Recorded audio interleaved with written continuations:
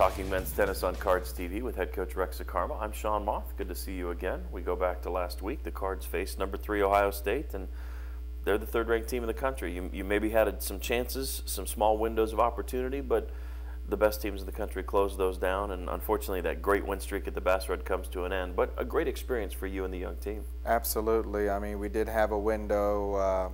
We had 4 points to get in the last 4 singles. Albert was in the third set. Sebastian was tied in the third set. Lippens looked like he was about to put away that second set, and Chris Simic was up 5-2 in the second set. So there's 4 points there, but Ohio State knows how to close out, and that's just what they did. Obviously, you're excited about the guys you have on this team. You're excited about the freshmen. Is it hard sometimes not to go to bed at night and think about, boy, in 2 years? And I know you've got some other kids coming in, but you kind of go back to this cycle you did before with the Fab Four and how these type of experiences are really going to turn this group into a special group of kids. Right, Sean. I mean, when you look at the Fab Four's freshman year and I call them the new generation's freshman year, there's a lot of similarities, and that team is really that class is really just putting this team on their back, and even their inexperience and a lot of their frailties, they're still being able to compete at a high level.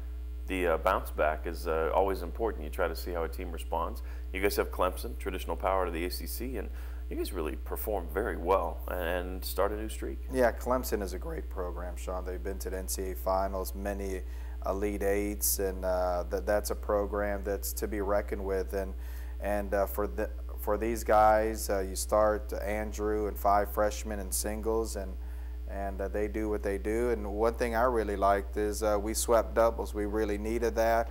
The doubles was kind of a grind. It wasn't smooth, but we found a way to finish all 3 doubles courts. So we started off with a point, and that was kind of a breath of fresh air. I know you had some good performances over the course of the week, but anybody in particular that stood out? I seem to remember you mentioned Albert Wagner in that match against Clemson specifically. Absolutely. I mean, Albert, just like he did against Minnesota, he really put a beat down on his player and got us a point. And also Albert and Andrew, they've won the last 3 matches in doubles. I think the guy that stood out with me also is Michael Lippens. He wins it against Ohio State at number 3 and wins singles and doubles against Clemson.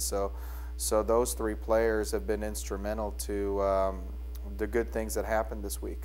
Hopefully the streak continues for the Cards as they will host 2 matches on Saturday at Bass Rod. It'll be Belmont and Tennessee Tech. We talked off camera. In particular, Tennessee Tech has a special player that folks are going to want to come out and see. Oh yeah, there's a player from Kazakhstan that they have on their team, and he's the real deal. The guy's just got weapons. He could put balls away in any part of the court, and he's someone that you don't see a lot playing college tennis. You see a type of guy with that type of arsenal in the pros, but you know, I've got to pick the right player to deal with him and see how that goes. But also, when you're playing back-to-back, we've got a noon match and a 5 match. There's only maybe a 60-minute window to gather yourself before a new and fresh team walks through that door. So we've got to be very fit. And I know that strength and conditioning is a big part of your training.